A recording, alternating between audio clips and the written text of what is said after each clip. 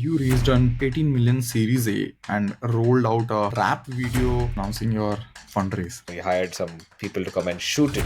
We had like 100,000 views happen across YouTube, Twitter, etc. on day one. It actually got featured in some US local TV news channel as well. It went viral, it went crazy.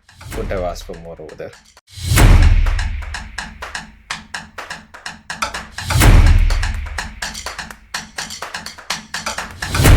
US is the world's largest and richest market. Basically, US customers are rich but difficult to reach. So, how can Indian companies sell in the US? We discussed this with Sri, founder and CEO of Rocketlane, one of the fastest growing SaaS companies out of India. They help companies in client onboarding and help minimize churn out of or dropout in the integration process. Let's go, and thank you for tuning into yet another episode of GoVenture. I am Pritesh Kumar, आपका host and को founder of function up. मैंने startups बनाए भी हैं and बंद भी किए हैं. Hence on Go Venture podcast, we serve as a friendly reminder on all the things to do to grow and achieve your dreams. Join our group in the description to share stuff and start up networking with like-minded folks.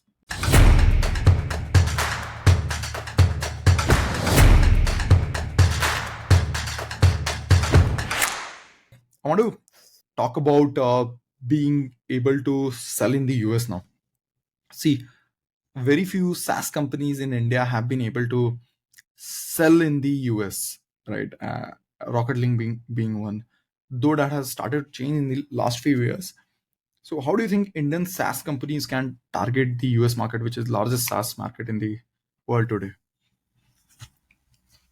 Sure. So here's my take, right? Like you need to really start selling into the US market. I feel very, very early in the journey. Mhm. I know a lot of companies first try to sell locally around them and then go to the US market. I think two things that you need to keep in mind is one, uh, US companies buy differently and solve problems differently from India in the sense that they look for systems earlier than just putting people on the problem, right? Versus in India, we first put people on the problem, so you won't get the right validation of what's most important to you, etc., just from the Indian market. So um, unless you're selling into SaaS, which I think becomes more similar. Indian SaaS at scale also operates in similar ways. Um, but in general, people try to solve things by hiring more people in India versus hiring software. And hence, I would say validation needs to happen very early on. Why is this a problem? What resonates? All of that with the US market. We, in that first 100 conversations we did, we were already speaking with more than 50% of them were US companies. And it was important for us to understand how they will react, what was important to them. For example, one thing that came out in those conversations for us was that a US startup valued looking more professional in front of the customer very early in their journey. So they will buy not only for the efficiency and productivity, but also for the professionalism that Rocketlane would create, which was an important dimension for us to be aware of to build the right professional experiences in the product.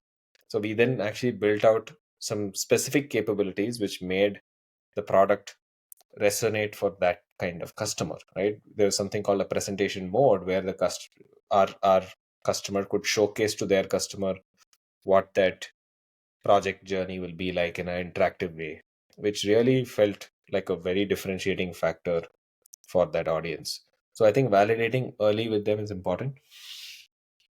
The counter argument is if you manage to sell in India, you can sell anywhere.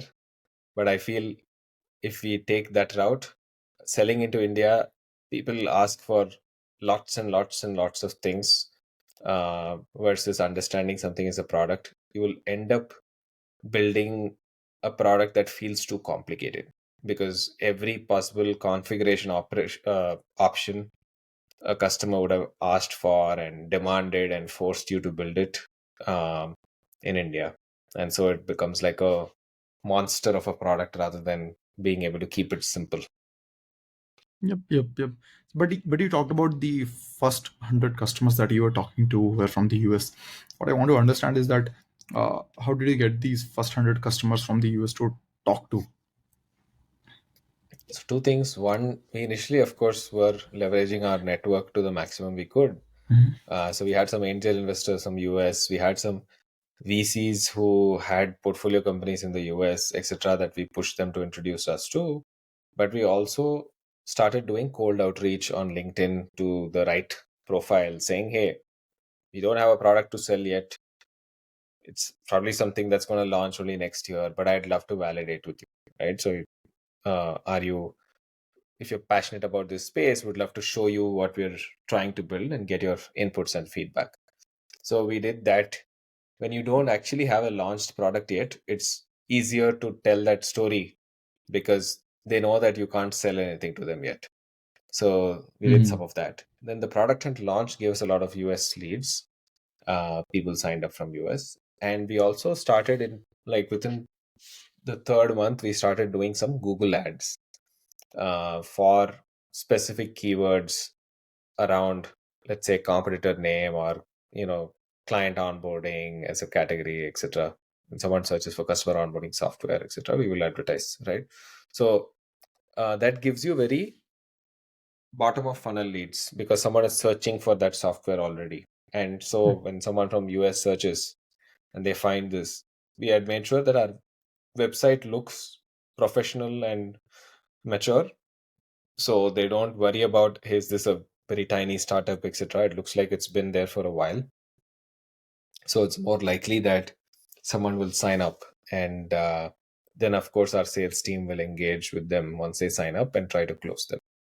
uh, so yeah, a lot of us hesitate to spend money on ads, but I think that's one of the best Mhm. ways to bring in, like, bottom of funnel leads early in the journey, especially if you can afford it. Got it. And you raised an 18 million Series A and rolled out a rap video announcing your fundraise, right? Uh, Tell us the story behind it. What made you think that you should do a rap video announcing your Series A? Well, we had hired a content marketer who Mhm. had a hobby of rapping, and we wanted to do something using his talent at some point. And the Series A felt like a good opportunity to do it, to tell our story so far in a fun way. And for us, it's also about brand, right? Like, we are building a new age company. We wanted it to stand out in a certain way. We wanted people to feel excited about working with us. And I think this rap was a great way to do it, for people to see us as, I mean, it's done on a $200 budget. We hired some uh, people to come and shoot it. Other than that, everything else is in house. And it's done inside our co-working space, right? It's not Mhm. like we even went out for a shoot. So it's done on a small budget, but we felt it could be very impactful if done well. And of course, if it hadn't come out, a lot of startups uh, do music videos, but it will sort of Mhm. feel cringe. It won't feel like a well produced uh, video. And if it had come out that way, frankly, we wouldn't have even, like, pushed it out. We would have been like, okay, let's not even do it. But it just happened that it came out really, really well. And then we felt, hey, if this is what it feels like, then let's promote this in a big way. So we sort of, uh, in every Zoom call that you join with our company, the first 1.5 minutes will be people listening to this rap, because we have Mhm. made it our waiting room video. And at the end of it, when we let them into the Zoom meeting, they're all smiling. And it's a great conversation starter as well, right? They're like, oh my God, what did I just see? And then we're talking about, okay, no, this is something we did for our Series A announcement. And who's the person in the video? It's our content marketer. And that's how every conversation starts now.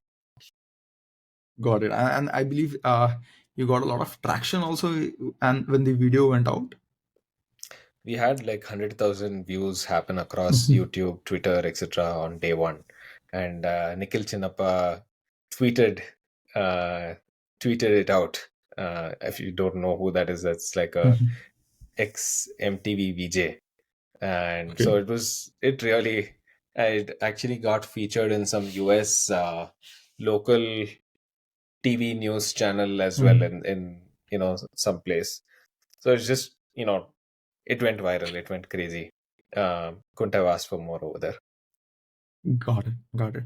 And I believe I was looking up and I saw that Nasdaq maybe there was a rollout happening one day talking about Rocketlane, and we've seen other companies also do it in the past. I've always wondered, like, is that like a marketing hack or just a celebration of sorts? Yeah, so it's more of a, think of it as a celebration. It makes the team feel good when that happens. Mhm.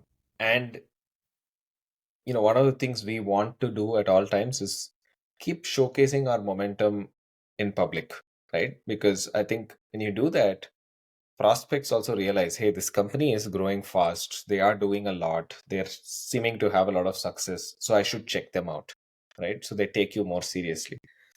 um, so the hack over there is, um, if you watch the story of the GameStop Mhm. stock, right, like how it sort of blew up, um, and how the people went against the institution and kept the price high.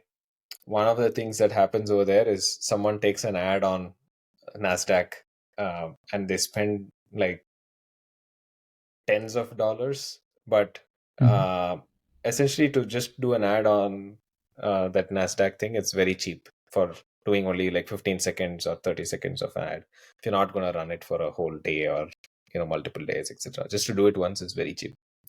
And the other pieces, when you do a PR newswire, when you put up an article on it, if it's a funding article, you also have the option of requesting for this time on Nasdaq, and they will give it to you for free. Okay. So we actually got it for free when we were doing our you know uh, uh, publishing our newswire through, I think it's Cesian. So that's what we used, right? Like the PR person told us about it and said, "Hey, I can do that for you." I said, "Yes, sure, please do it for us," and got that done. Got it. Got it.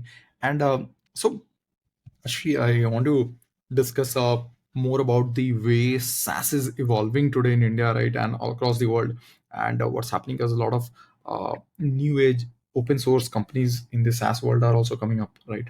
Especially a phenomenon that has picked up pace recently. So, what's your take on the emergence of, say, open source versus whole cloud based debate that's going on?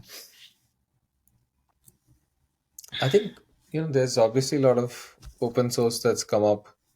Um, from a business model perspective, I think for those who understand how to build the right kind of community around your software, um, I think open source can really take off. If you had like a project that started as part of a company, typically if you take Confluent, if you take like so many others, right? So Confluent had Kafka, which was an internal project, an open source Mm. project championed by LinkedIn first, and LinkedIn, yeah. after it took off is where the people behind that project said, "Hey, let's go out and start a company around this," right? Where a the open source technology still remains open source, but there are enterprise deployments of it that will be managed, and there will be a SaaS version of it that is brought out eventually. So that's the strategy that most people follow, right? So if you look at Elasticsearch, if you look at Kafka, many others, there's the open source product, and then there is a managed version of it. There's obviously like managed services around it. There's also a cloud version of the product. So as companies deploy the open source version, when they go, you know, significantly high with their, how much of this they're relying on, how they're, deploying it, etc. They want something more managed, so they will look for the best vendor for it. And of course, I think the folks who built it are the most credible, right? So when they go out and start their own company around, offering it as a cloud offering or offering managed services around it, etc., becomes a no-brainer to engage them. What's up, guys? Pritesh here. I hope you're enjoying the podcast so far. I want to take a moment to just personally ask you for your help. If you're enjoying the podcast, would you be willing to share it to someone who you think would love it too? Maybe a friend, a family member, or social media, or even in a conversation with someone you can mention. The recommendation means the world to us. And because of people like you that we are able to produce this podcast on a weekly basis. So thank you so much for your support so far. And I would love if you could help us reach more people who would love and benefit from it. Really appreciate it. And now back to what we do best. So So that's, yeah. what I've seen is that open source is slowly becoming a good GTM, right? A good go to market. A lot of companies start with an open source product and eventually launch a cloud based version of it, right? And eventually onboard the clients with a say, hey, if you need these extra enterprise features, here's our cloud based hosting that you can avail. So do you think that's a good? That's coming out as a good market or a good go-to market strategy in the SaaS space today? I don't know how many of them started off with that as an intent Mhm. first versus they had that open source project, it was going on, it took off really, really well. And because it took off, looking back, they're like, hey, what can I do with this? Right? Can I monetize this in a better way? Can I go out and make this like build a venture around this? So I feel it's more often you first had an open source project that took off and then that became an offering, uh, and became like something to build a business around, than a business saying, let me start from open source, though that also exists, of course, right? Like when Mhm. Slack took off, I know there was a product in the messaging space. I don't know if it's called, Yeah, I've used it. I'm forgetting the name. Yeah. yeah, Mhm. Mattermost or something like that, Yeah. which Yeah. said, hey, Yeah. you know what, we will have a open source version, right? So either something's really taken off already as an idea and then you want to say we are going to create the open source version of it so that people can customize more of it, make it their own, or because data privacy is something that people in that area are going to appreciate a lot more, so let it sit inside their own cloud, let them do their own deployment, etc. So I think that becomes an opportunity, becomes a way of doing it in certain categories, but um, usually I would say comes more from people who have already built open source projects before, know what it takes to some fair extent, um, than someone waking up with an idea and saying, hey, let me use open source as a GTM strategy. Got it. Got it. Got it. And and for all the SaaS companies that are coming out of India, and especially also outside India, what I want you to talk about is I've noticed that Rocketlane has been recognized and has received a lot of brilliant reviews across platforms, including G2, right? Where I believe you are 4.9 or 5 star rated altogether, right? What would you say to all these SaaS companies out there on getting reviewed and recognized? Why do you think user feedback and reviews are important? How should companies think and go about it? Yeah, so for us, it's actually been a very important go to market channel itself to have that strong presence on G2 where we're number one in our category. Mhm. And I think it's an opportunity. If your category is not extremely widely already seeing like success stories, you have the opportunity to be the wildly successful one in your category. And typically on any of these review platforms, the top two or top, if it's like a very well known category, maybe people look at top five.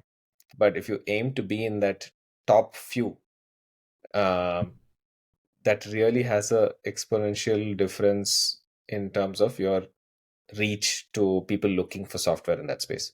People look at a software only when they're trying to buy something. And if you show up as number one, obviously much more chance that they will try out your product first, and everyone else is on the defensive, right? So that's why it's important.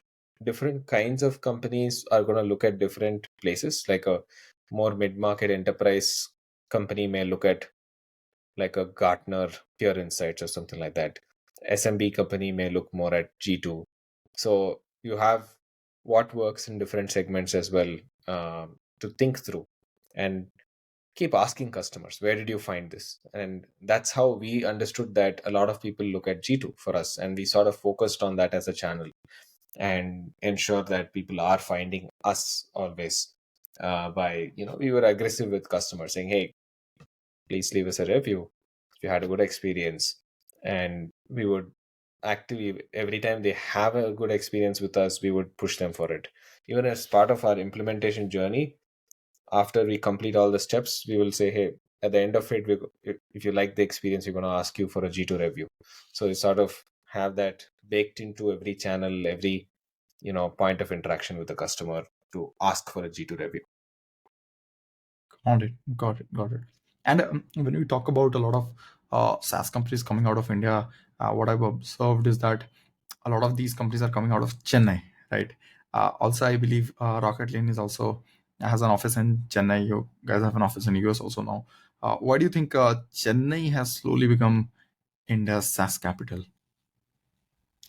I think it's just, we had a lot of early success in SaaS happen from Chennai by chance. So there was Zoho, Freshworks, ChargeBee, etc., that started over here. And hence, there is a lot more know how on SaaS that came from those ecosystems. A lot of, I heard Girish say something like 31 companies came out of Freshworks, SaaS companies. So that's huge, right? Like when you have that sort of influence. And hence, Chennai has become an important, I wouldn't say necessarily like most number of SaaS companies are from Chennai, but I think there is a certain Chennai playbook that is getting established, and hence, we've sort of appropriated the SaaS capital title in a way. Mhm. And SaaS Boomi, before that SaaS X, etc., was held in Chennai. So that history was there, and a lot of early um, success happening from there has helped in establishing it that way. I also feel we have less of B2C, more B2B in Chennai, for a very specific reason, that I feel you need to be very delusional to start up. You need to be even more delusional to start B2C than B2B. Mhm. And maybe Chennai is a little more grounded. We're not as, I would say, daring to believe that we can change the world as much as some other cities. And hence, that conservativeness makes us shift more towards B2B than B2C. B2C, you need to believe that, hey, I will rule the world. And I don't think we do that in Chennai. Yep, yep, yep. I think B2C is a very different and very has become a very difficult game of over the last few years for sure. Uh, but what I want to understand also is that let's say building out of Chennai, did you ever have constraints on on probably the kind of talent that was working with you, the kind of talent that you had access to? Uh, Not really. I would say we, from a talent perspective, definitely see that there's enough talent, from like other SaaS companies in Chennai that are trying to, find their next gig, who are passionate about building a early stage company. So they look at options like us. Or there's always someone who's moving from another city, moving back home, who wants an opportunity in Chennai. We got a new sales leader who used to be at Whatfix, was leading their Australia, go to market team, wanted to move back to Chennai, and so we became a quick, easy option for him to look at.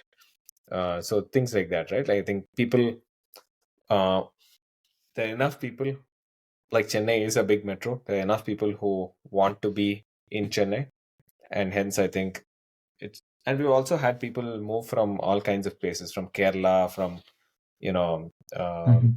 Assam, from Delhi, from Mumbai, from Vizag. We've had people move from everywhere to Chennai for Rocketlane. Uh, so I think it's. I don't see it Cool. as limiting. Yes, there are some candidates maybe who value being in a specific city, but we are not hybrid or open to that right now. We're building everyone like a in-house, in-office culture together in Chennai. So I've got quick two questions for you to end this. Chennai versus Bangalore, where do you see a better SaaS ecosystem in the future? I think we have nice, fresh, clean air and a beach, so people should prefer to come to Chennai logically, and also less traffic. So I would say in the future should be Chennai. And a lot of history too. A lot of history too with a lot of large SaaS companies, right? And quickly, one last bit, which is work from home versus hybrid, or say work from home or hybrid versus work from office. What would you see is the future of work? Uh, Depends on the stage of the company. I think Hmm. startups, early stage, absolutely should do um work together because Hmm. just the cross pollination of ideas and learning and so on is so much that you will miss out on all of it if you do remote. Um, we built our first 2 years, first year and a half, more than that, completely remote actually, because of the pandemic, because we started after the pandemic. But the minute we were able to get together, we said, okay, let's everyone come into office because we could see like how much of interaction we were missing out on. And once we got everyone together, we could see that value really, really of the brainstorming of ideas, and all of that is natural, right? It happens at a water cooler discussion and like, having lunch together discussing something and like, oh we should try that out.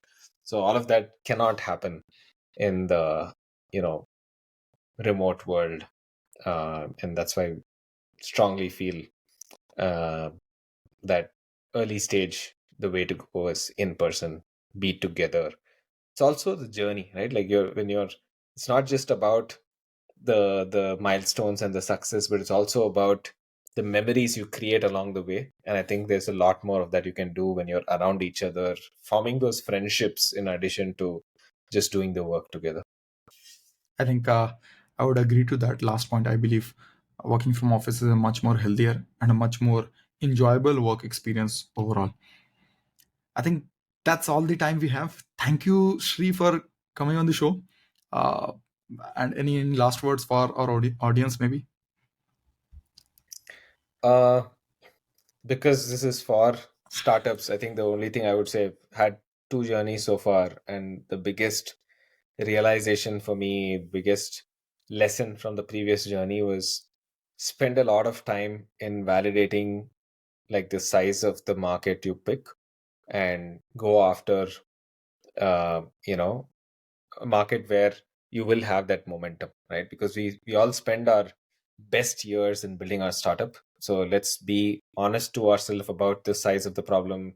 Let's keep validating it. Let's keep ensuring that we're building, not building in a silo and waiting for the market to happen, but building in an area where there is good momentum already. So that's my only tip I want to leave people with. If you like this, if you enjoyed this, it would mean a lot if you subscribe and share your thoughts, reviews, and the guests you want. Join our group in the description and दोबारा मिलते हैं next discussion में.